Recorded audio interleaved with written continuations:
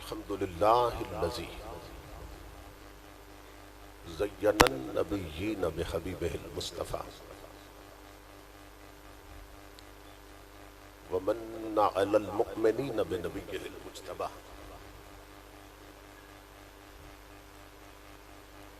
الصلاة والسلام على سيدنا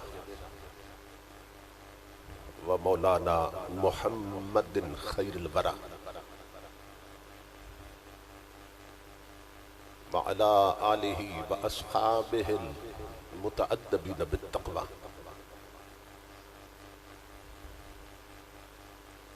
أما بعد فأعوذ بالله السميع العليم من الشيطان اللئيم الرجيم بسم الله الرحمن الرحيم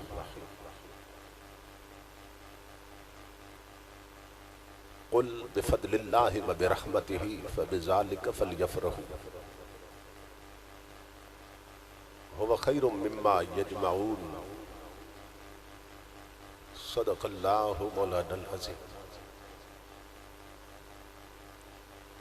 ان الله وملائكته يصلون على النبي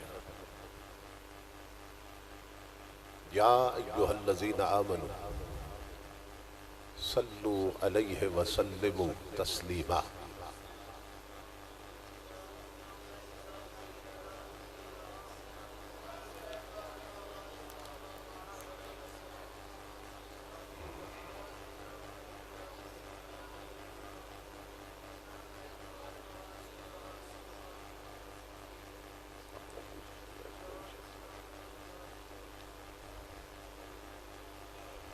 لائق صد احترام سرمایہ ملت اسلامیہ یادگار اسلاف جانشین فقیہ اعظم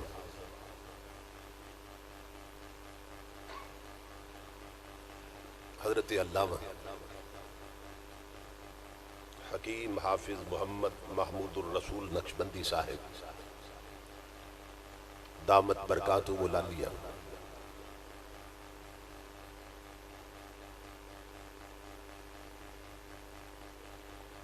دیگر معزز علماء کرام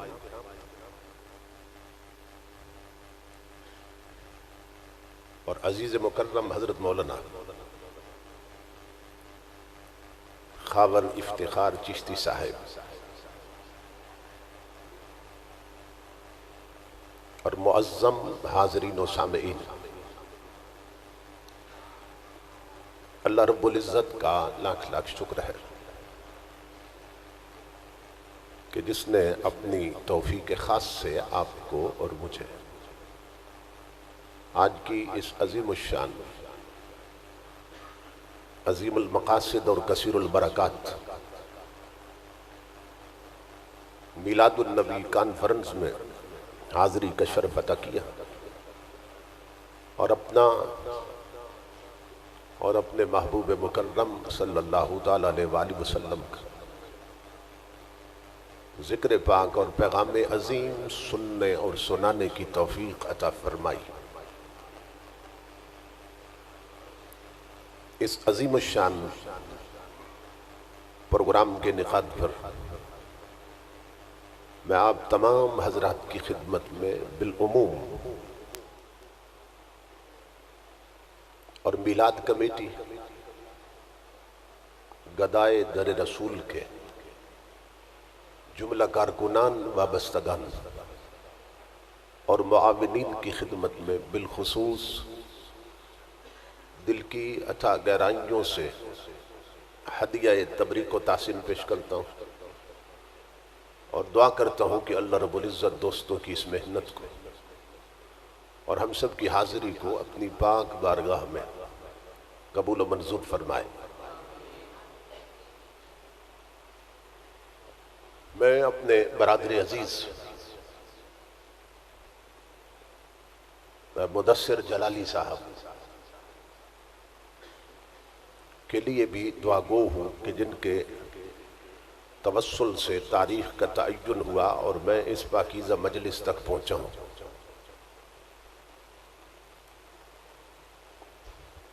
یہ بات میرے لیے انتہائی اعزاز کا باعث ہے کہ جس عظیم شخصیت کا ذکر میں اپنے بزرگوں سے بچپن سے سنتا آیا ہوں، یعنی حضرت فقیہ اعظم رحمۃ اللہ تعالی، آج ان کے لخت جگر کی زیارت کا شرف پایا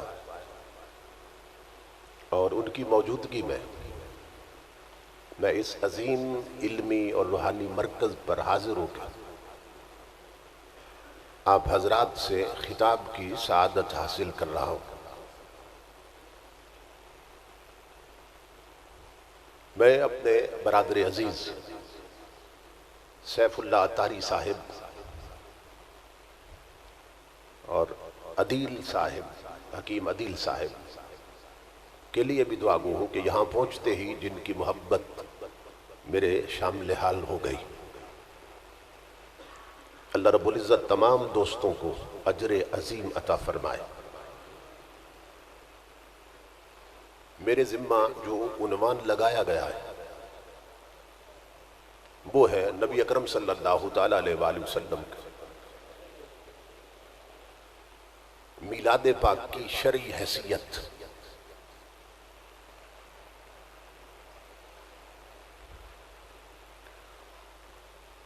اور دوسرا عنوان ہے مقصد میلاد۔ ایک ہے جشن میلاد، اس کی شرعی حیثیت کیا ہے، ہم حضور کا میلاد کیوں مناتے ہیں، اور دوسرا اس کا آسپیکٹ اور پہلو یہ ہے کہ نبی اکرم صلی اللہ تعالیٰ علیہ وآلہ وسلم اس دنیا میں تشریف آوری کا مقصد کیا تھا۔ یہ دو سوال ہیں۔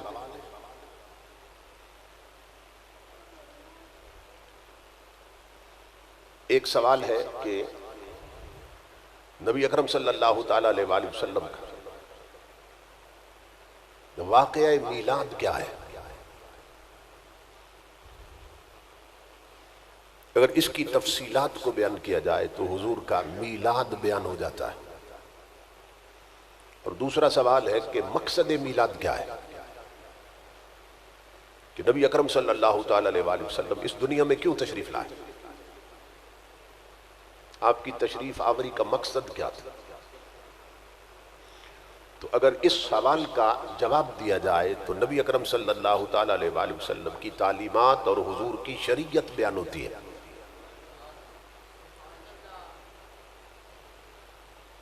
اب پوری تفصیل کے ساتھ اور ڈیٹیل کے ساتھ تو کسی ایک عنوان پہ بھی گفتگو ممکن نہیں ہے، لیکن میں اختصار اور جامعیت کو مد نظر رکھتے ہوئے چند ایک گزارشات پیش کروں گا دونوں پہلوؤں کے حوالے سے۔ اللہ رب العزت حقائق کو سمجھ کر ماننے کی اور عمل کی توفیق عطا فرمائے۔ جس دین کو ہم مانتے ہیں اس کو دین فطرت کہتے ہیں۔ دین فطرت کیوں کہتے ہیں؟ فطرت نیچر کو کہتے ہیں، انسان کی جبلت کو کہتے ہیں، کہ اس کی تمام تعلیمات انسان کی فطرت اور نیچر کے مطابق،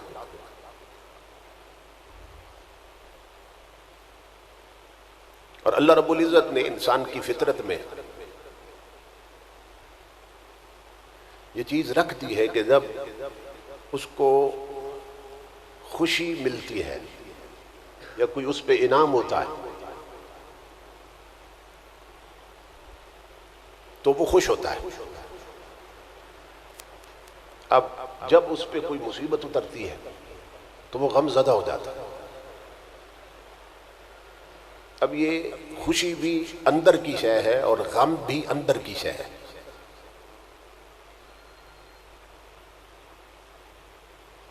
یہ دونوں چیزیں دل میں پیدا ہوتی ہیں۔ لیکن اللہ رب العزت کا نظام ایسا ہے کہ دونوں کے اظہار کے لیے اللہ نے چہرہ بنا دیا ہے. دل کی خوشی بھی چہرے سے ظاہر ہوتی ہے اور دل کا غم بھی چہرے سے ظاہر ہوتا ہے. دل میں خوشی ہو تو ہونٹوں پہ مسکراہٹ کھیلنے لگ جاتی ہے، اور ہونٹ بھی اللہ نے چہرے پہ بنائے. اور دل میں غم ہو تو آنکھوں میں نمی آ جاتی ہے، اور آنکھیں بھی اللہ نے چہرے پہ رکھی.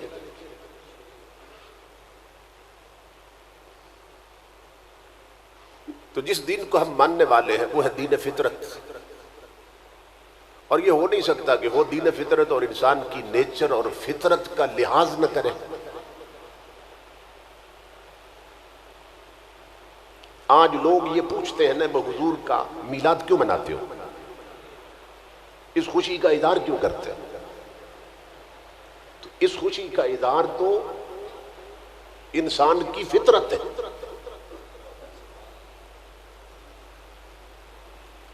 یہ الگ بات ہے کسی کی فطرت بگڑ جائے، کوئی اپنی فطرت کو بگاڑ لے، یہ الگ بات ہے.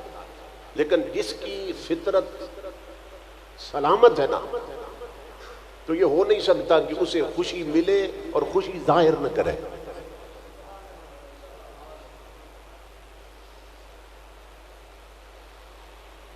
تو نبی اکرم صلی اللہ تعالی علیہ وآلہ وسلم نے خوشی کو ظاہر کرنا اپنی سنت بنا دیا.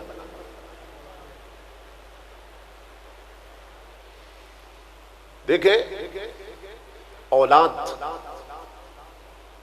اللہ کا انعام ہے، اور ہمارے ہاں تو کنسپٹ یہ ہے اور تصور یہ ہے کہ بیٹا اللہ کی نعمت ہوتی ہے اور بیٹی اللہ کی رحمت ہوتی ہے.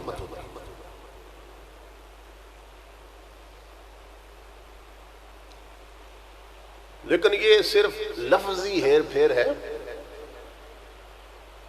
معنوں میں کوئی فرق نہیں ہے.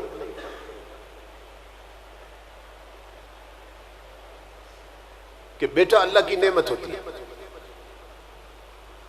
اور بیٹی رحمت ہوتی ہے. تو بعض لوگ یہ سمجھتے ہیں کہ اس کا مطلب بیٹی نعمت نہیں ہے.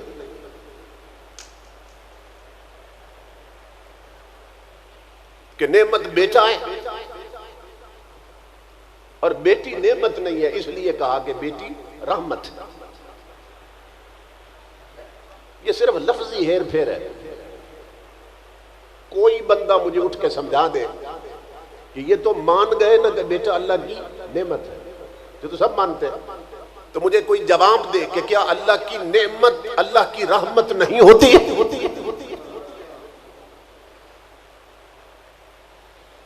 اور یہ بھی سب مان گئے کہ بیٹی رحمت ہوتی ہے،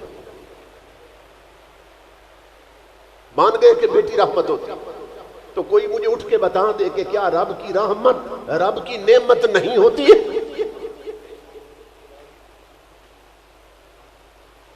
میں نے خطاب نہیں کرنا، میں نے آپ کو سبق پڑھانا ہے تاکہ آپ ایسے سمجھ جائیں کہ پھر جو پوچھے اسے سمجھا بھی سکے، ایسے سیکھ جائیں کہ اسے سکھا بھی سکے.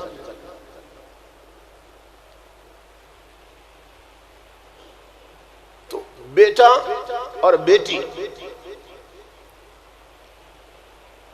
نعمت ہے، رحمت ہے.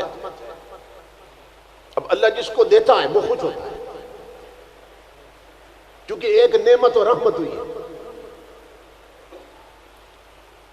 اب نبی اکرم صلی اللہ تعالی علیہ وآلہ وسلم کی جو لائی ہوئی شریعت ہے اور حضور کا پیغام، اس کی جامعیت دیکھیے کہ چونکہ اولاد ملی تو دل خوش ہوا نا، اور انسان چاہتا ہے کہ میں بھی خوش ہوں اور میری اس خوشی میں میرے پیارے بھی شریک ہو جائیں. تو اس نعمت اور رحمت کے ملنے پر امام الانبیاء نے عقیقہ اپنی سنت بنا دیا.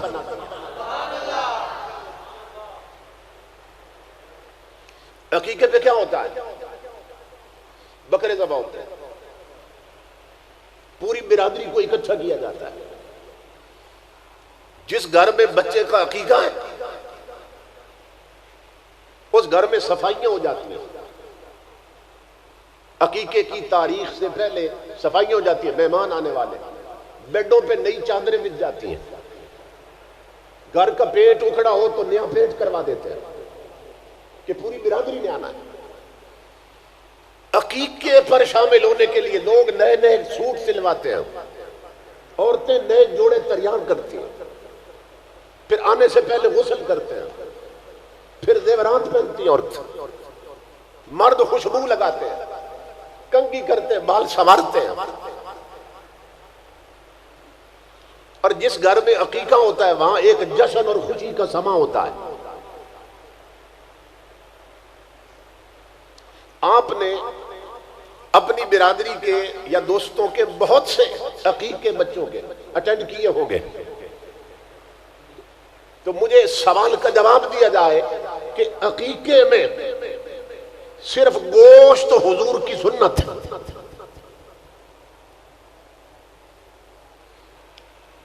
یہ جو عقیقے میں اس نے مرغ پلاؤ کی دیگیں پکائیں یہ کیا ہے؟ اور یہ سب کرتے ہیں. یہ جو بکرے کے گوشت کے ساتھ اس نے زردے کی دیگ بنائی یہ کیا ہے؟ عقیقے میں سنت نبی تو صرف گوشت ہے. اگر سردی ہو تو گرین ٹی چلتی ہے یا چائے ہوتی ہے، معلوم ہے. گرمی ہو تو کوئی 7 اپ لے آتا ہے، کوئی کوکو کولا لے آتا ہے. تو سوال یہ ہے سب اپنے بچوں کے عقیقے کرتے ہیں، تو عقیقے میں صرف گوشت سنت تھا نبی کی، یہ 7 اپ کیا ہے؟ یہ کوکو کولا کیا ہے؟ یہ کہاں سے ثابت؟ وہ بدبخت لوگ جو میلاد کو حرام کہتے ہیں، جو حضور کی خوشیوں کو ناجائز کہتے ہیں، جب اپنے بچوں کے عقیقے کریں تو صرف گوشت نہیں پکاتے، زردہ بھی پکتا ہے، پلاؤ بھی پکتا ہے، گرین ٹی اور بوتلیں بھی چلتی ہیں. تو سوال یہ ہے یہ اتنی چیزیں جو ساتھ تو نے ملا لی یہ ساری تو بدعت ہے، یہ تو سنت سے ثابت نہیں ہے. تو پھر تو کیوں کر رہا ہے؟ کیونکہ عقیقہ تو نبی کی سنت. تو یہ سارا کچھ کیا ہے؟ ذرا پوچھ کے دیکھیں نا جو میلاد کے منکر ہیں، جب ان کے بچوں کے عقیقے ہوں تو بھیگی بلی بن کے جواب کیا دیں گے؟ کہیں گے جی یہ ساری چیزیں ٹھیک ہے، سنت تو نہیں ہے مگر منع بھی تو نہیں ہے. جواب صرف ایک ہوگا، شریعت میں منع بھی تو نہیں ہے. تو بدبخت ہوش کر، اور جس نبی کے صدقے میں تیرے بیٹے کو عقیقہ ملا اس نبی کا اپنا میلاد بدعت کیسے ہے؟ اس کا اپنا جشن ناجائز کیسے ہے؟ کیونکہ تو نے لخت جگر کی خوشی میں کیا نا. اور مدینے سے آواز آ رہی ہے لا یؤمن احدکم حتی اکون احب الی من والدہ وولدہ والناس اجمعین. لوگوں تم اس وقت تک مومن ہو ہی نہیں سکتے جب تک اپنی اولاد سے بڑھ کر محمد عربی سے پیار نہ کرو. یہ حدیث سنتے رہتے ہیں نا. تو ہم اہل سنت ہم ہر سال کملی والے کا میلاد منا کے اس حدیث پر عمل کرتے اور ثابت کرتے ہیں کہ اے مدینے والے ہم ہر سال اپنے بچوں کی سالگرہ نہیں کرتے مگر آمنہ کے لال کی کرتے ہیں تاکہ دنیا کو پتہ چل جائے ہمیں اپنی اولاد اتنی پیاری نہیں جتنا آمنہ کا لال پیارا لگتا ہے. کیونکہ اولاد سے بڑھ کر حضور کی محبت مطلوب ہے تب ایمان ثابت ہوتا ہے. اچھا یہی بچہ جب بڑا ہوا جوان ہوا ہر ماں باپ کی طلب ہوتی ہے میری زندگی میں بیٹا جوان ہو جائے میں اس کو دولہا بنتا ہوا دیکھوں. جوان ہوا پھر وہ دولہا بنا. اب ماں باپ کے دل میں پھر خوشی کے طوفان اٹھے ہیں کہ زندگی میں بیٹا دولہا بنا. اب یہ خوشی پھر اظہار چاہتی تھی نا کہ اس خوشی میں میرے باقی پیارے بھی شریک ہو جائیں تو قربان جائیں تاجدار کائنات کی تعلیمات پر. وہاں خوشی کے اظہار کے لیے جب یہ پیدا ہوا تھا عقیقہ سنت بنا دیا. اب خوشی کے اظہار کے لیے ولیمہ سنت بنا دیا.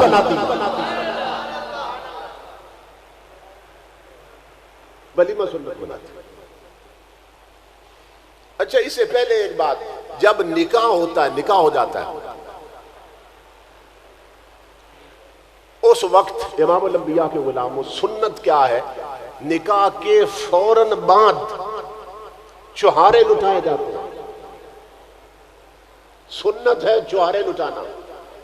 آج کچھ لوگ گلاب جامن لے آتے ہیں, کوئی مٹھائی لے آتا ہے, کوئی جلیبیاں لے آتے ہیں, کوئی سپاریاں لے آتے ہیں, مگر سنت کیا ہے؟ چوہارے لٹانا. امام الانبیاء فرماتے ہیں کہ جو ہی نکاح ہو جائے نا, نکاح ہو جائے اس وقت چوہارے بانٹو اور سب کے منہ میٹھے کراؤ.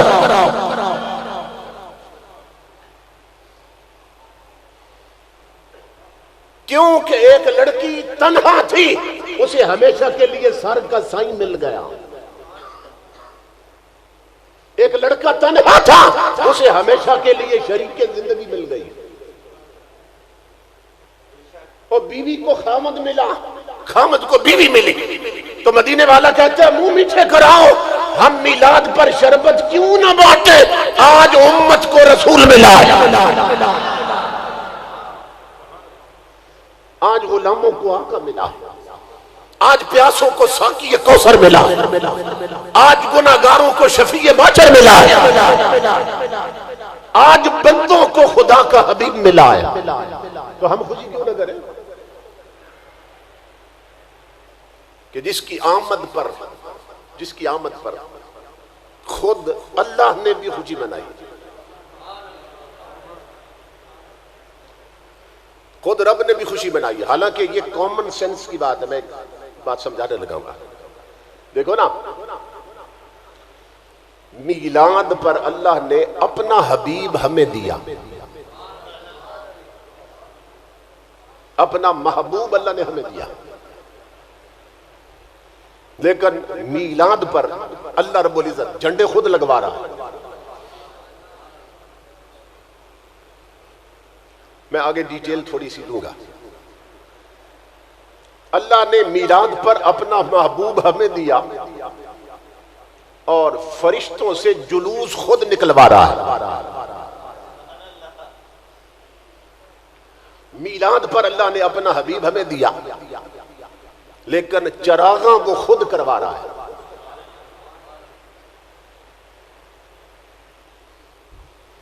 یہ دو سوال اگر کوئی پوچھے نا آپ سے, بھئی حضور کا جشن میلاد کیوں مناتے ہیں, اس کا ایک جواب یہ ہے کہ حضور کا جشن میلاد منانا یہ اللہ کی اپنی سنت ہے. بالکل اسی طرح آپ سے اگر کوئی پوچھے بھئی بتاؤ کہ حضور پر سب سے پہلے درود کس نے بھیجا تھا, تو اس کا جواب یہ ہے کہ تاجدار کائنات پر سب سے پہلے درود اللہ نے بھیجا ہے. ان اللہ و ملائکتہ یصلون علی النبی, اللہ اور اس کے فرشتے حضور پہ درود بھیجتے رہتے ہیں. تو ابھی فرشتے بھی نہیں تھے کہ حضور تھے, اور سب سے پہلے اپنے محبوب پر درود خود خدا نے بھیجا. تو جس طرح کوئی پوچھے کہ حضور پر سب سے پہلے درود کس نے بھیجا, تو جواب ہے اللہ نے. اسی طرح کوئی پوچھے بتاؤ حضور کا سب سے پہلے میلاد کس نے منایا, تو جواب ہے کہ خود اللہ نے. اور آگے میں بتاؤں گا کہ کیسے منایا, ابھی تو میں بنیاد رکھ رہا ہوں نا. امام الانبیاء کے غلام. دوسرا سوال یہ ہے کہ تم جشن آمد رسول مناتے ہو,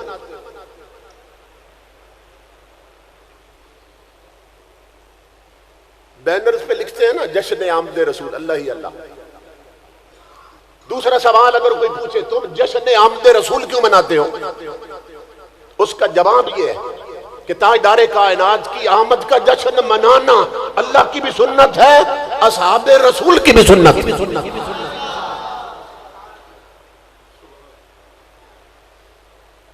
آمد رسول کا جشن منانا اللہ کی بھی سنت اور اصحاب رسول کی بھی سنت، اس لیے کہ جب رسول معراج پر اوپر گئے تو اللہ نے جشن منایا،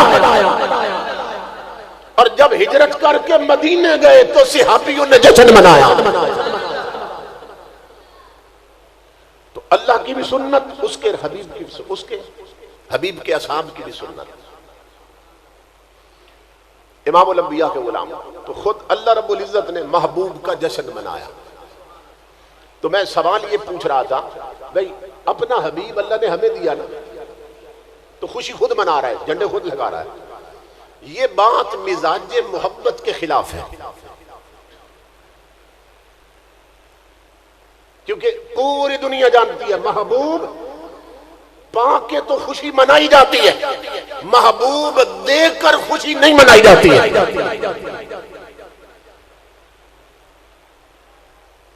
دیکھو نا، لوگ جب بیٹیوں کو رخصت کرتے ہیں، شادی کرتے ہیں، تو جن کی بیٹی رخصت ہو رہی، جو بیٹی دے رہے ہیں وہ رو رہے ہوتے ہیں، اور جو لینے آئے ہیں وہ ہنس رہے ہوتے ہیں، سمجھ رہے ہیں نا، کیونکہ وہ پا رہے ہیں اور یہ دے رہے ہیں۔ تو دینے والا نہیں خوشی مناتا، جو پا رہا ہے وہ خوشی مناتا ہے۔ تو اللہ نے میلاد پر اپنا حبیب ہمیں دیا تو ہم خوشی منائیں تو بات عقل میں آتی ہے، مگر حیرت یہ ہے وہ یار دے کر بھی خوشی منا رہا ہے۔ وہ بات پلے پڑ رہی ہے آپ کو؟ تو کوئی سوال تو ہے نا اس میں، کوئی چیز تو ہے کہ یار دے کر بھی خوشی منا رہا ہے۔ ہماری عقل محض میں یہ بات نہیں آتی۔ تو مولا تو محبوب دے کر بھی خوشی منا رہا ہے، تو ہمیں نہیں سمجھ آ رہی ہے کیا راز؟ اب سنیں راز کیا ہے۔ راز یہ ہے، اللہ فرما رہا ہے کہ میں نے محبوب جہاں بھیجا تھا، جس مکے میں میرا حبیب آیا تھا میلاد پر، وہ مکہ سارا کافروں سے بھرا تھا۔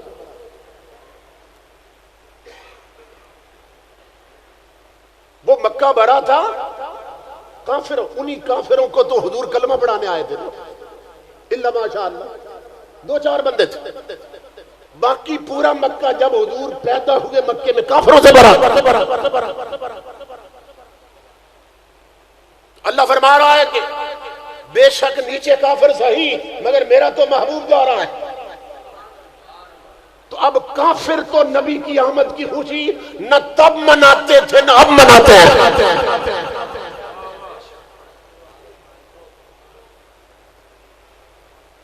وہ تو نہ تب مناتے تھے نہ اب مناتے ہیں۔ اللہ فرما رہا ہے مگر زمین پہ میرا حبیب جا رہا ہے، تو میں آج قانون محبت بدل رہا ہوں۔ دنیا یار پاک کے خوشی مناتی ہے، میں دیکھ کے بھی مناؤں گا۔ اور اس میں راز یہ ہے کہ بندو میرے دینے کو اپنے دینے پر قیاس نہ کرو، اس لیے کہ تمہارا دینا اور ہے، میرا دینا اور فرق کیا ہے کہ تم جب پیارا دے دو نا تو تم یار سے جدا ہو جاتے ہو۔ میں نے تمہیں محبوب دیا ضرور ہے، مگر دے کر بھی میں مصطفیٰ سے کبھی جدا نہیں ہوا۔ سمجھ رہے؟ تو جب قربت نہیں بدلی، جب معیت نہیں بدلی، جب قرب نہیں بدلا، تو پھر میں خوشی کیوں نہ مناؤں؟ اس لیے کہ یار سے میں جدا تو ہوا نہیں، میں تو دے کر بھی یار کے ساتھ۔ قربت نہیں بدلی، معیت نہیں بدلی، صرف انداز بدل گیا۔ کیا؟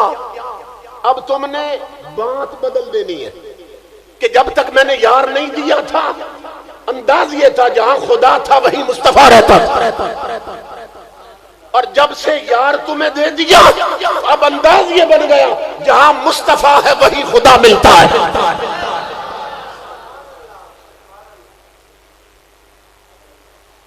اب سمجھ آئی آپ؟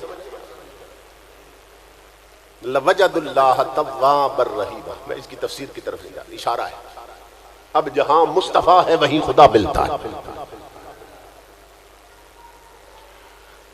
اللہ رب العزت نے اپنے حبیب کا جشن خود منایا اور ہمیں حکم کیا دیا؟ جو خطبہ میں میں نے آیت تلاوت کی، اللہ رب العزت فرما رہا ہے قل، اے میرے حبیب آپ فرما دیں. کس سے؟ میرے بندوں سے. آپ فرما دیں کس سے؟ اپنی امت سے. اور کیا فرما دیں؟ بفضل اللہ وبرحمتہ فبذلک فلیفرحوا. جب اللہ کا فضل اور رحمت ملے تو پھر خوشی مناؤ. هو خیر مما یجمعون. اور تمہارا یہ خوشی منانا ہر اس چیز سے بہتر ہے جس کو جوڑ رہے ہو، جمع کر رہے ہو.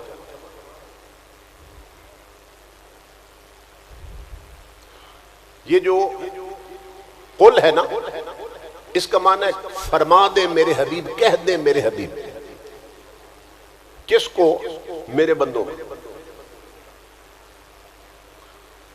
بھئی کل کے بعد کا جو کلام ہے نا وہ اللہ کا پیغام ہے جو اللہ بندوں کو دینا چاہتا ہے. کل کا تو معنی ہے کہہ دے میرے حبیب. جو کہنا ہے وہ کل کے بعد ہے. یہ نقطہ سمجھے؟ جو کہنا ہے نا وہ تو کل کے بعد ہے، مگر امام الانبیاء نے اللہ کے کلام کا لفظ کل بھی ساتھ رکھا. یہ توجہ طلب بات، اصل بات کل کے بعد شروع ہو رہی ہے. بفضل اللہ وبرحمتہ یہاں سے، لیکن امام الانبیاء نے رب کے کلام کا لفظ کل بھی ساتھ رکھا تاکہ دنیا کو پتہ چل جائے جو نبی اللہ کے کلام کا ایک لفظ کل ضائع نہیں ہونے دیتا وہ 10 پارے لٹنے دیتا ہے. نعرہ تکبیر، نعرہ رسالت، نعرہ تحقیق، نعرہ حیدری. بات سمجھ آ رہی؟ اللہ کرے آپ سمجھ جائیں. جلالی صاحب بھی سمجھاتے سمجھاتے جیل میں چلے گئے. اللہ کرے آپ سمجھ جائیں.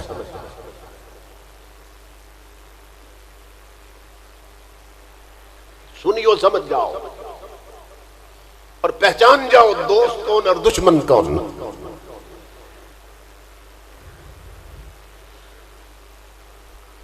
اللہ نے فرمایا کل، اے میرے حبیب آپ فرما دیں. کس کو؟ میرے بندوں کو. اچھا، کل کے بعد جو بات ہے وہ بات کس کی ہے؟ بولیے. اللہ کی ہے نا. بات کس کی ہے؟ اللہ کی ہے. اور بندے کس کے ہیں؟ وہ بھی اللہ کے. بات بھی اللہ کی ہے اور جن تک پہنچانی ہے وہ بندے بھی اللہ کے ہیں. تو سوال یہ ہے کہ جب بات بھی اللہ کی بندے بھی اللہ کی تو اللہ خود کیوں نہیں کہتا بندوں سے؟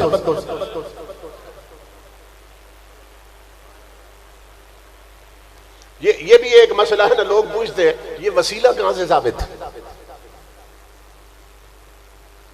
ہر شے کا انکار ہو رہا ہے جو قرآن سے ثابت، حدیث سے ثابت. یہ نبی کا وسیلہ کہاں سے ثابت ہے؟ وہ وسیلہ یہیں سے ثابت ہو رہا ہے. بات بھی خدا کی، بندے بھی خدا کے. خود نہیں کہتا. اللہ فرماتا ہے میرے حبیب میری بات میرے بندوں تک پہنچانے کے لیے تو وسیلہ بن جا.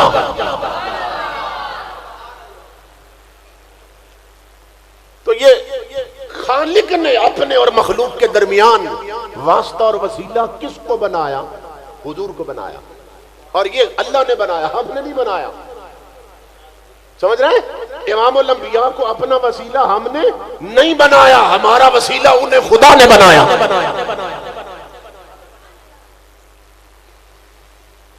تو اگر کوئی اور نکتہ یاد رہے نہ رہے نا، کوئی پوچھے بھئی حضور کا وسیلہ کہاں سے ثابت ہے، تو آپ کہہ دیں ایک نکتہ یاد کر لیں کہ قرآن میں جہاں جہاں لفظ قل آیا ہے وہیں سے حضور کا وسیلہ ثابت ہو رہا ہے کہ قل کے بعد بات خدا کی ہے، کہنا بندوں سے چاہتا ہے، مگر یار کو خود وسیلہ بنا دیا۔ امام الانبیاء کے غلاموں، تو اللہ رب العزت نے فرمایا قل اے میرے حبیب آپ فرما دیں جب اللہ کی رحمت اور فضل ملے تو پھر چاہیے کہ خوشی منائیں۔ اب اس میں تو دو رائے ہو ہی نہیں سکتی ہیں کہ حضور رب کا فضل بھی ہے، اللہ کی رحمت بھی ہے، کیونکہ قرآن میں اللہ نے بتایا کہ رحمت کون؟ وما ارسلناک الا رحمتا للعالمین۔ قرآن میں بتایا رحمت بھی حضور، اور دوسرا کہ اب فضل ملے تو خوشی مناؤ۔ اب فضل کون؟ قرآن میں فرمایا یا ایھا النبی انا ارسلناک شاہدا ومبشرا ونذیرا وداعیا الی اللہ باذنہ وسراجا منیرا وبشر المؤمنین بان لهم من اللہ فضلا کبیرا۔ تو یہ فضل کبیر کون؟ فرمایا وہی جسے سراج منیر کہا ہے۔ یہ فضل کبیر کون؟ فرمایا وہی جسے یا ایھا النبی کہا ہے۔ وہ جو شاہد مبشر اور نذیر ہے وہی فضل کبیر ہے۔ تو قرآن نے تعارف کروایا رحمت بھی مصطفیٰ، فضل بھی مصطفیٰ، اور قرآن میں اللہ نے حکم دیا جب فضل اور رحمت ملے تو خوشی مناؤ۔ تو ہم اہل سنت اس لیے 12 ربیع الاول کو خوشی مناتے ہیں تاکہ دنیا کو پتہ چل جائے آج کے دن ہمیں رب کا فضل بھی ملا، رب کی رحمت بھی ملی۔ یہ اللہ کے حکم کی تعمیل ہو رہی ہے۔ بات سمجھ آ گئی آپ؟ تو اپنے نا مسلک کو سمجھیں، عقیدے کو سمجھیں کہ ہمارے علماء قرآن حکیم کی کن کن آیتوں سے کیا کیا استنباط کرتے، استدلال کرتے، اور کہاں کہاں سے چیزیں ثابت ہو رہی۔ اللہ اکبر۔ اب امام الانبیاء کے غلاموں، میں تفصیلات کی طرف نہیں جا رہا ہوں، اب میں بتانے لگا ہوں کہ جب اللہ نے اپنا حبیب ہمیں دیا تو خود اس نے اپنے حبیب کا میلاد کیسے بنایا تھا۔ سیرت حلبیہ اٹھائیں، الخصائص الکبریٰ اٹھائیں، امام سیوطی کی، امام جلال الدین سیوطی، وہ بندہ کہ جسے 75 بار کئی صدیاں بعد آئے ہیں حضور کے، امام سیوطی کئی صدیاں بعد آئے ہیں، مگر وہ بندہ کہ جسے 75 بار جاگتے ہوئے رسول کا دیدار ہوا ہے،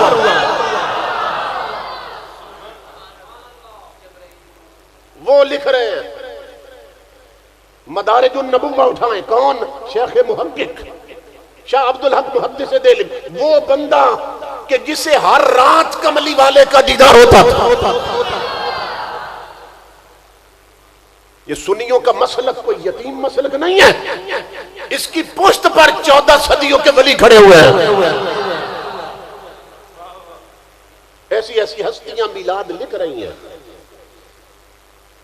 کہ جب اللہ اپنا حبیب ہمیں دے رہا تھا تو اس نے خود یار کا میلاد کیسے بنایا۔ اور مریضان دیوبند کے حکیم الامت مولانا تھانوی صاحب بھی لکھتا ہے، اور معارج النبوت میں بھی ہے، اور دلائل النبوت میں بھی ہے۔ امام الانبیاء کے غلاموں، حضرت آمنہ جس حجرے میں موجود تھیں جہاں حضور کی ولادت ہو رہی تھی، اس حجرے میں حضرت عثمان بن ابی العاص کی والدہ ان عورتوں میں شامل تھی جو خدمت کے لیے پاس موجود تھی۔ وہ کسی کام کے لیے حضرت آمنہ کے سین میں گئیں، ویڑے میں گئیں۔ مصطفیٰ کے میلاد کا وقت قریب تھا، وہ گئی نہ سین میں، بھاگ کے پھر اندر آ گئی، ڈری ہوئی تھی۔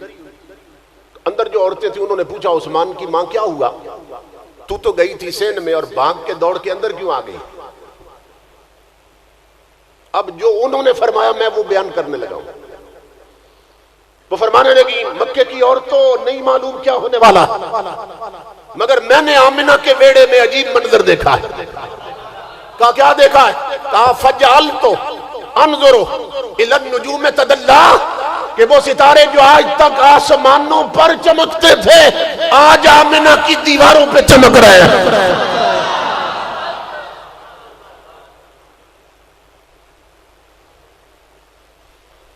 جب دیواروں پر ستارے چمک رہے ہوں تو چراغاں ہو جاتا کہ نہیں ہوتا؟ یہی تو چراغاں ہے۔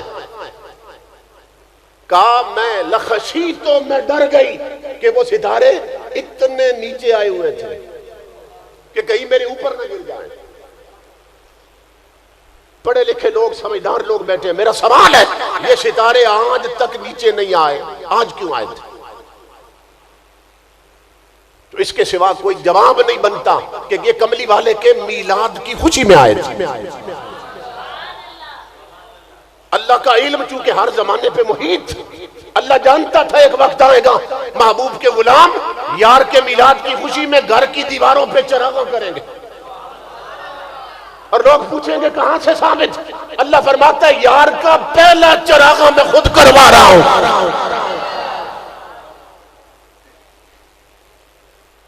اگر کوئی پوچھے کہ حضور کا پہلا چراغاں کس نے کروایا تھا، تو اللہ کی عزت کی قسم حدیث کی کتابیں بتاتی خود خدا نے کروایا۔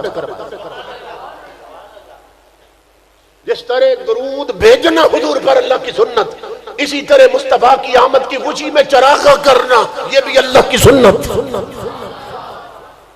پہلا چراغاں خود خدا نے کروایا تھا۔ اچھا میں اس پہ غور کرتا رہا، بھئی یہ تمام سیرت نگاروں نے لکھا کہ ستارے آ گئے تھے دیواروں کے اوپر، اور میں ڈر کے اندر آ گئی کہ میرے اوپر نہ گر جائیں۔ لیکن سائنس کیا بتاتی ہے کہ ایک ستارہ اس پوری روئے زمین، پوری زمین سے بڑا ہے۔ صرف ایک ستارہ پوری زمین سے بڑا ہے۔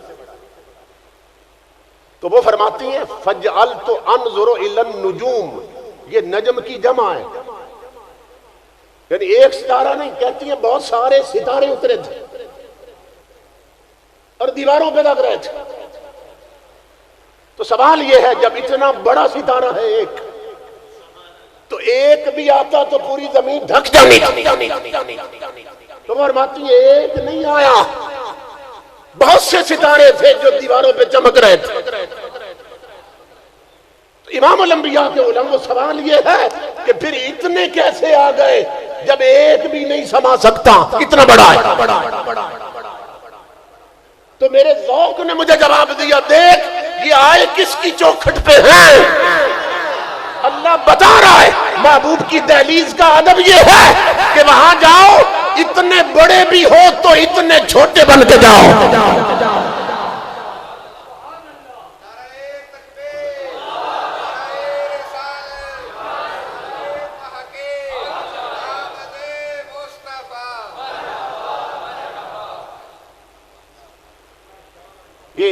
اس پر میں دوسری دلیل دینے لگوں، یہ بالکل اسی طرح ہے کہ جیسے معراج کی رات جبریل حضور کو جگانے آئے تھے، تو مفسرین لکھتے ہیں کہ دروازے پہ اللہ نے فرمایا دستک نہیں دینی، یار سو رہا ہے۔ مولا کیا کرو؟ فرمایا چھت میں سوراخ کرو، چھت میں سوراخ کرو اور اس سوراخ سے اندر جاؤ۔ ایک روایت میں کہ پورا چھت اٹھا دو، تو چلو چھت بھی اٹھائیں، تو ایک کمرے کی چھت تھی نا۔ آؤ حدیثوں سے دیکھتے ہیں جبریل کا جسم کتنا ہے۔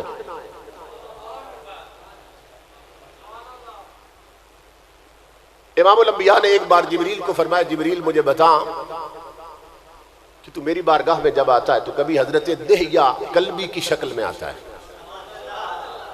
بشری پیکر میں آتا ہے، تو اپنی اصل حقیقت تو مجھے دکھا۔ تو امام الانبیاء فرماتے ہیں کہ جبریل جب ظاہر ہوا نا اس کا اصل جسم میں تمہیں کیا بتاؤں؟ حضور فرماتے ہیں کہ اس کے جسم کے ساتھ 600 پر تھے۔ یہ حدیث رسول ہے، 600 پر تھے جبریل کے جسم کے ساتھ، اور میں پر کیا بتاؤں تمہیں سارے۔ آقا فرماتے ہیں صرف ایک پر سے زمین و آسمان کی وسعت بھر گئی تھی۔ اتنا بڑا ہے جبریل، مگر معراج کی رات جب چوکھٹ مصطفیٰ پہ اترتا ہے اللہ فرماتا ہے چھت میں سوراخ کر کے نیچے جاؤ یار کے پاس. کیوں؟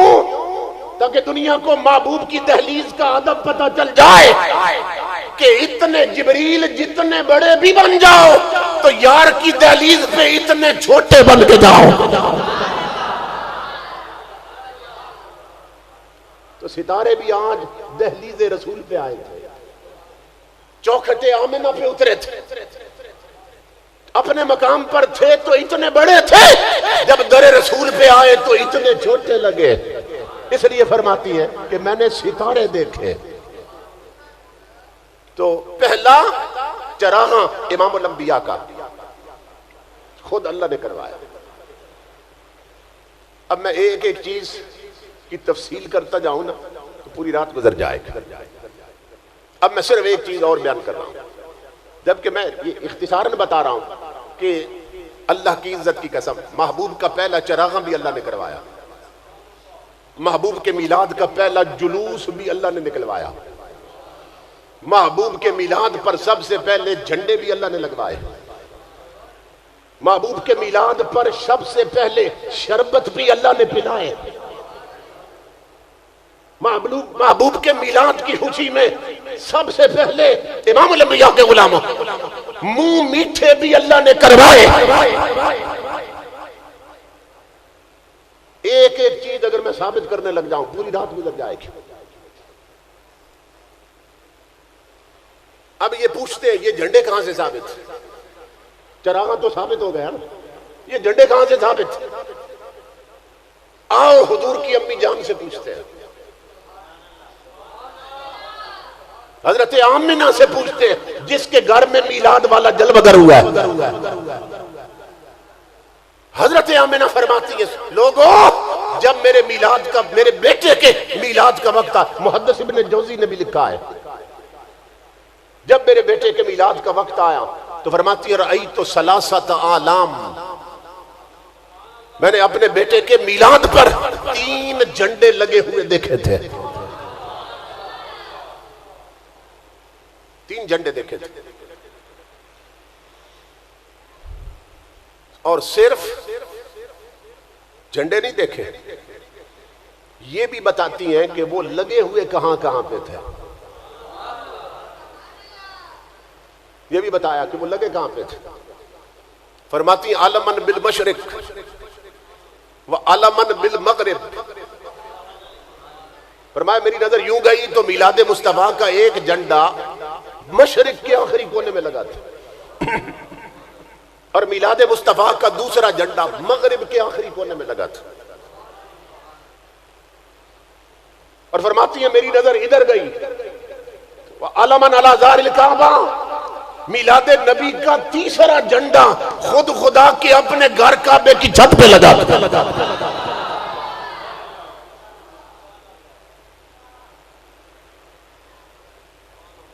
امام الانبیاء کے علماء میں ہر جگہ چیلنج کر رہا ہوں، میں کہتا ہوں میلاد کے منکرو تمہاری کتابوں سے میں دکھاتا ہوں کہ مصطفیٰ کے میلاد پر کعبے کی چھت پہ رب نے جھنڈا لگوایا، یہ میں ثابت کرتا ہوں اپنی کتابوں سے، تمہاری کتابوں سے یہ میں ثابت کرتا ہوں. میں 1,00,000 روپیہ انعام دوں گا اس بندے کو جو اس جھنڈے کا پھر اترنا کہیں ثابت کر دے.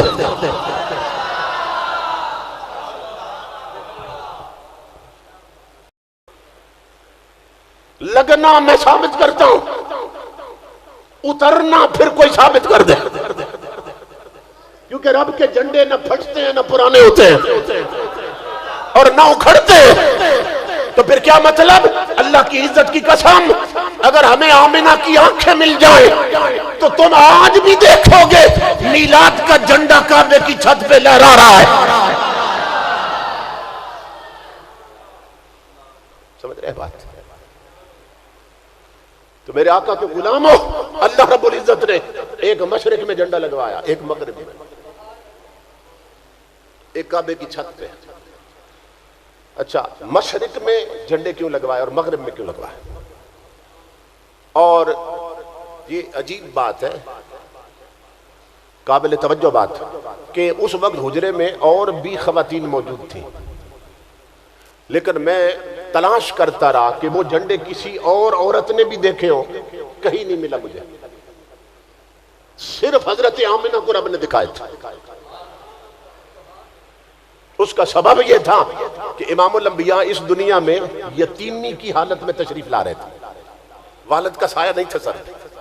حضرت عبداللہ پہلے فوت ہو چکے تھے، اور بیوہ عورت جب کسی بیٹے کو جنم دیتی ہے نا، تو یہ نیچر کی بات ہے، فطرت کی بات ہے کہ بچہ پیدا ہونے کی خوشی کے ساتھ اس کے دل میں کئی غم بھی اٹھ جاتے ہیں کہ رب نے بیٹا تو دیا مگر باپ کا سایہ کوئی نہیں سر، معلوم نہیں اب میرے اس یتیم کا کیا بنے گا، کیسے پلے گا، کیسے بڑھے گا، اس کا کیا بنے گا اس میرے بچے کا۔ تو یہ فطرت کی بات تھی کہ حضرت آمنہ کے دل میں یہ بات آتی اور طبیعت پریشان ہوتی کہ بچہ یتیم ہے، اس کا کیا بنے گا۔ اللہ رب العزت نے فرمایا آمنہ پریشان نہیں ہونا، یہ جھنڈے دیکھ مشرق اور مغرب میں، اور کعبے کی چھت پہ دیکھ تاکہ تجھے پتہ چل جائے آنے والا آیا تو اس وقت تیری جولی میں یتیم بن کے، مگر اس کی ذات پہ ایک وقت آنے والا ہے مشرق و مغرب میں اسی کی عظمت کے جھنڈے گڑے ہوں گے۔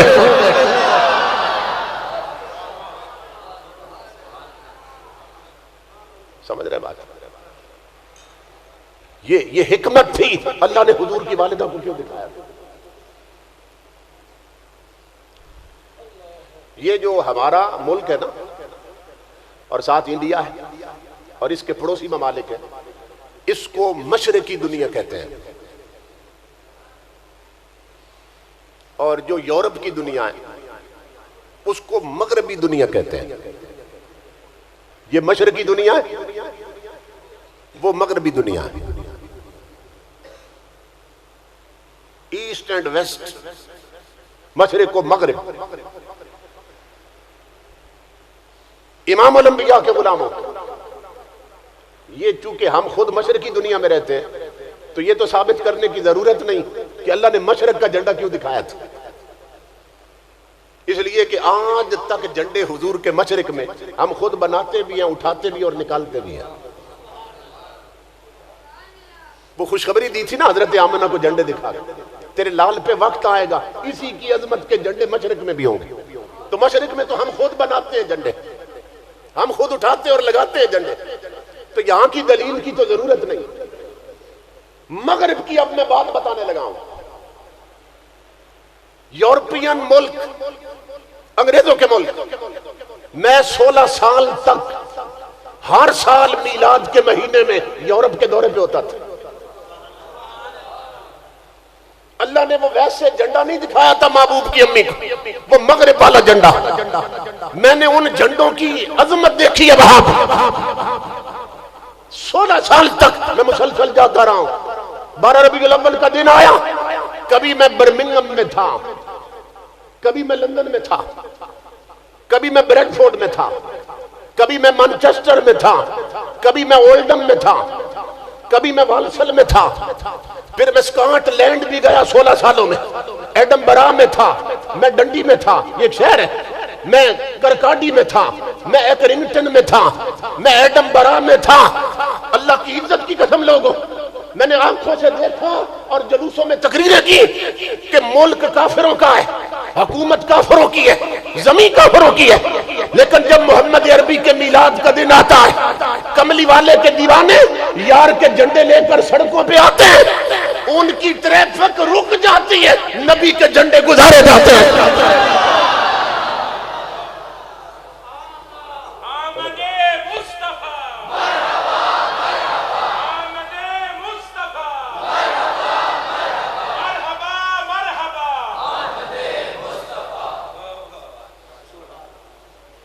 تو رب نے جھنڈے ویسے نہیں دکھائے۔ آمنہ پریشان نہ ہونا یتیمی کا سوچ، تو سوچ رہی ہے پتہ نہیں تیرے یتیم کا کیا بنے گا، سن اب جس کا جو بنے گا اسی کے صدقے میں بنے گا،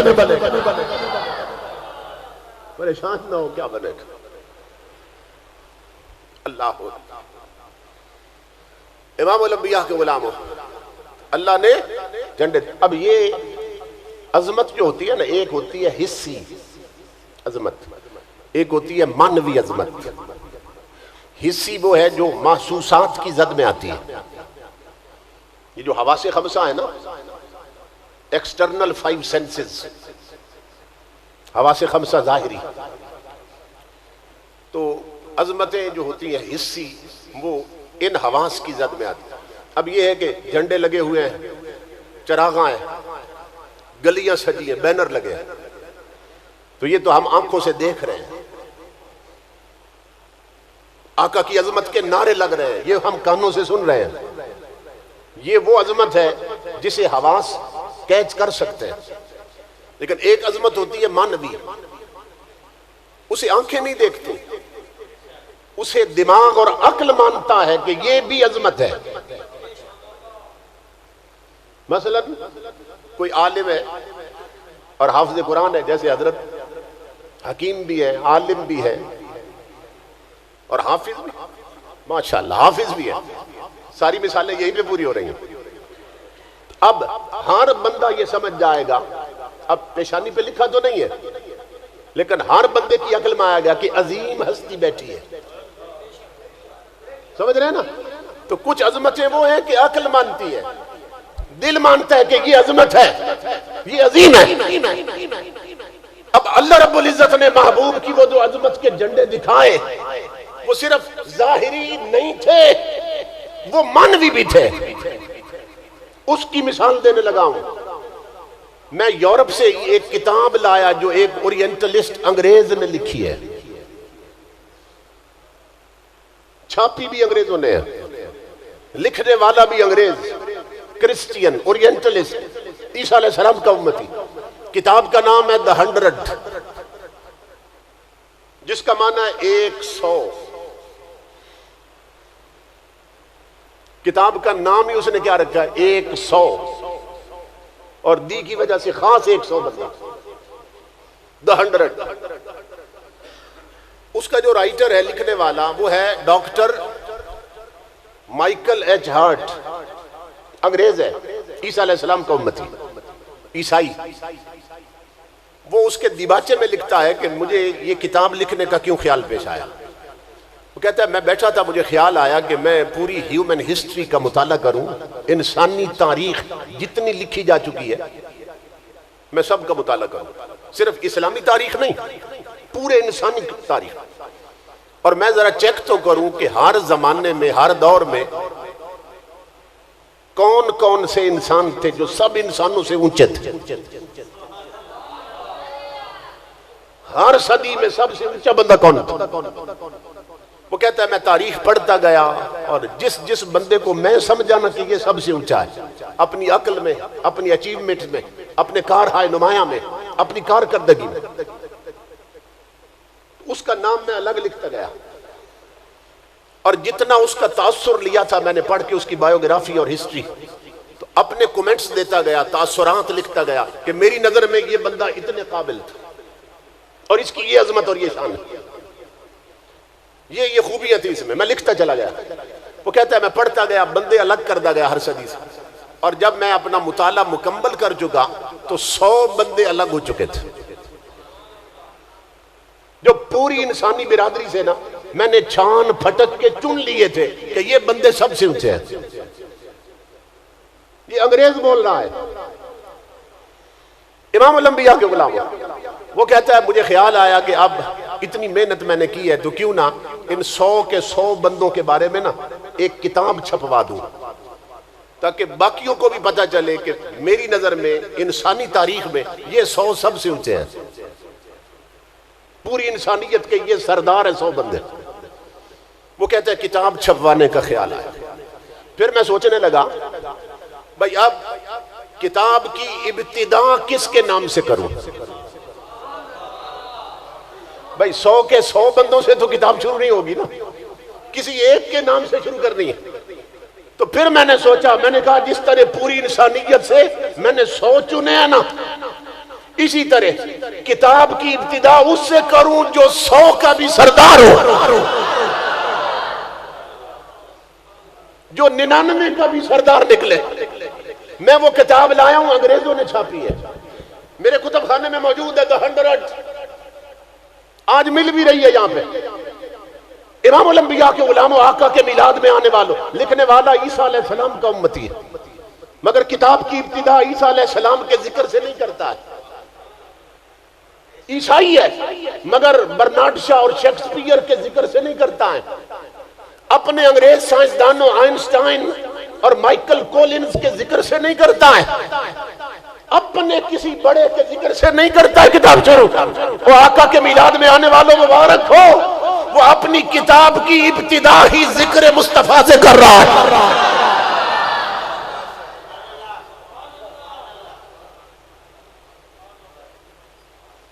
سمجھ رہے ہیں؟ وہ ابتدا ہی ذکر نبی سے کر رہا ہے اور وہ اعلان کر رہا ہے۔ اس نے ایک جملہ، اس نے 2 صفحے 1.5-2 صفحے حضور کی شان پہ لکھ دیے، میں صرف ایک جملہ بیان کر رہا ہوں۔ وہ کہتا ہے مسلمانوں، he was the only man in history who was supremely successful on both the religious and secular levels۔ وہ کہتا ہے محمد عربی کے غلاموں، تمہیں مبارک ہو اگر تم کہو تمہارا نبی سب سے اونچا ہے۔ تو کوئی کہہ سکتا ہے بھائی ہر امتی کو اپنا نبی اونچا ہی لگتا ہے، مسلمانوں تم کہو تمہارا پیغمبر سب سے اونچا ہے، تو کوئی کہہ سکتا ہے کہ عاشق جو ہوئے نبی کے، دیوانے جو ہوئے، ہر عاشق کو اپنا معشوق اونچا لگتا ہے۔ وہ کہتا ہے میری طرف دیکھو، میں تمہارے نبی کا امتی بھی نہیں، کلمہ بھی نہیں پڑھتا، عاشق بھی نہیں تمہارے نبی، میں صرف عقل کا چراغ لے کے نکلا تھا، میں عقل کا چراغ لے کے نکلا تھا، فکر کا چراغ لے کے نکلا تھا کہ اس چراغ کی روشنی میں دیکھوں سب سے اونچا کون۔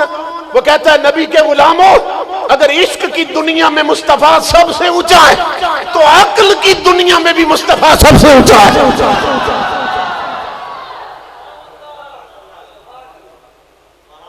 سمجھ رہے اللہ؟ تو جس قوم کو ایسا رسول مل جائے، اس کی ولادت کا دن آئے تو وہ پھوڑی ڈال کے بیٹھ جائے، وہ منہ بسور لے، وہ گھر نہ سجائے۔ اگر کملی والے کی آمد پر خوشی نہیں منانی تو بتاؤ کون سی خوشی ہے جس کے منانے کا حق رہتا ہے؟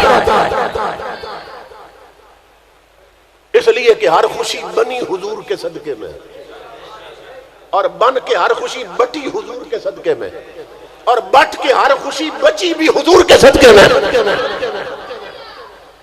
تو اللہ رب العزت نے ہمیں ایسا محبوب دیا، امام الانبیاء کے غلاموں، جوانوں پھر سوچو، جسے ایسا رسول مل جائے اس قوم کی شکلیں اپنے رسول سے ملنی چاہیے یا انگریزوں سے؟ اس قوم کے گھر کا ماحول انگریزوں جیسا ہونا چاہیے یا رسول کی شریعت کے مطابق؟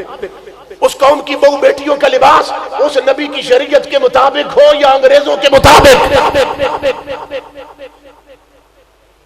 ہماری کتنی بدبختی ہے، اللہ رب العزت نے ہمیں دامن مصطفیٰ تھمایا، ہمیں نسبت مصطفیٰ دی، ہماری طلب کے بغیر ہمیں یار کا امتی بنایا کہ 11 نبی دعا کرتے رہے مولا تو نے ہمیں نبوت نہ دی ہوتی محبوب کا امتی بنایا ہوتا۔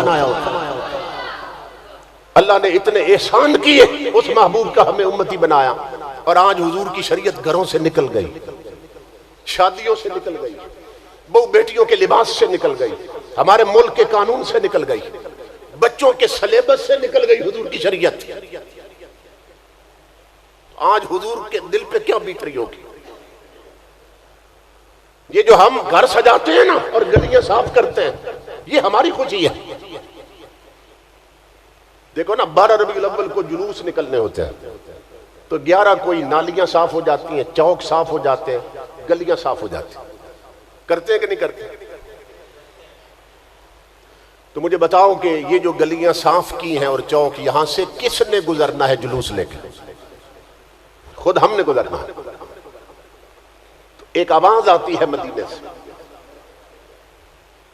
آقا کی آواز آ رہی، او میرے امتیو، اور تم نے وہ گلیاں اور چوک صاف کر لیے جہاں سے تم نے گزرنا ہے، اور تمہاری داڑیاں سفید ہو گئی، تم ابھی تک وہ دل صاف نہ کر سکے جہاں میں نے اترنا ہے، تم ابھی تک وہ آنکھیں پاک نہ کر سکے جہاں کو میں نے گزرنا ہے۔ یہ جلوس لے کر، جھنڈے اٹھا کر تم بازاروں میں نکلے، چوکوں میں نکلے، گلیوں میں پھرے، یہ تمہاری خوشی تھی کہ تمہیں میرے جیسا رسول مل گیا۔ امام الانبیاء فرماتے ہیں تم گلیوں اور چوکوں میں گئے، یہ تمہاری خوشی تھی۔ اگر 5 وقت کی اذان سن کر مسجد میں نماز پڑھنے آتے تو یہ میری خوشی تھی۔ تم نے فلمی گانوں کی طرز پر گویے اور گلوکاروں کی نعتیں سنی، یہ تمہاری خوشی تھی۔ اگر فجر پڑھ کے میرا قرآن پڑھ لیتے تو یہ میری خوشی تھی۔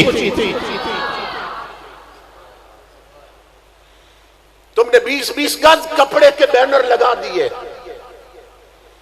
50-50 گز کپڑا تم نے بازاروں میں لگا دیا، اوپر لکھ دیا خوشی ہے آمنہ کے لال کے تشریف لانے کی۔ اور اتنا کپڑا تم نے ہر شہر میں لگایا، لاکھوں میٹر کپڑا تم نے لگا دیا، اور یہ تمہاری خوشی تھی۔ اگر جوان بیٹی کو گھر سے نکالتے وقت صرف 2 میٹر کپڑے کا پردہ کروا دیتا تو میری خوشی تھی۔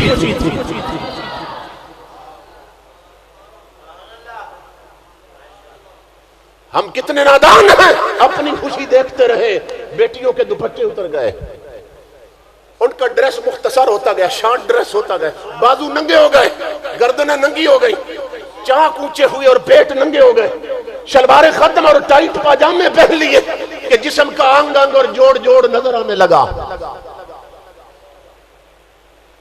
اور ہم خوش ہوتے رہے۔ بینر بڑھ رہے ہیں، چراغاں بڑھ رہا ہے، جھنڈے بڑھ رہے ہیں، ہم ادھر دیکھتے رہے، ادھر نہیں دیکھا کہ ہر سال اگر بینر اور جھنڈے اور چراغاں بڑھتا رہا تو ہماری بہو بیٹیوں کے تن کے کپڑے گھٹتے کیوں رہے؟ اس کا مطلب یہ ہے کہ ہم نے تاجدار کائنات کا صرف جشن منایا، حضور کا مشن نہیں اپنایا۔ ہم نے صرف جشن مناتے رہے، حضور کی شریعت نہیں اپنائی ہم نے، تو حضور پھر کیسے خوش ہوں گے؟ اس لیے میرے آقا کے غلاموں، میرا پیغام ہے تجھ کو بدلنا تو ہے اب وقت بدل جا، ہے تجھ کو سنبھلنا تو ہے اب وقت سنبھل جا، اے بحر عمیق اپنے کناروں سے اچھل جا، غافل تجھے پا کر لے آئے ہیں پھر جال۔ یہ ٹچ موبائل، یہ کیبل کے کنیکشن، یہ چھتوں پہ لگی ہوئی 2 ڈشیں، یہ گھروں میں LCDs کا نظام، یہ شادیوں پر ڈھول ڈھمکے اور راگ باجے، یہ ملک میں لادینیت کا نظام اور حکومتی سرپرستی، غافل تجھے پا کر لے آئے ہیں پھر جال، اور تو باز ہے بلبل نہیں، بستان سے نکل جا۔ باطل سے نہ ڈر، جنگ کے میدان میں اتر جا، رکھ حق پہ نظر، ماہ و سریہ سے گزر جا۔ کی تجھ کو حسین ابن علی نے یہ وصیت، مرنا ہے تو ڈر موت سے، جینا ہے تو مر جا۔ آقا کے قدموں پہ گر جاؤ، ایسے چمٹو حضور کی چوکھٹ سے، دنیا کی کوئی طاقت تمہیں جدا نہ کر سکتا۔ تو مقصد میلاد بھی پورا کرنا ہے کہ حضور اس دنیا میں کیوں تشریف لائے، تاکہ امت حضور کی شریعت اپنا کر جنتی ہو جائے۔ تو اس کا تعلق جڑتا ہے حضور کے ساتھ جو حضور کا جشن مناتا ہے اور شریعت اپناتا ہے۔ میں پھر ایک بار شکر گزار ہوں آپ دوستوں کا، بالخصوص جو میرے میزبان ہیں، سب کا، میلاد کمیٹی، گدائے در رسول کے جملہ کارکنان کا، کہ جن کے سبب سے میں یہاں پہنچا اور ہم نے مل بیٹھ کر اللہ اور اس کے محبوب کا ذکر پاک سن لیا اور سنا لیا۔ اللہ سب کو عمل کی توفیق عطا فرمائے۔ وما علینا الا البلاغ۔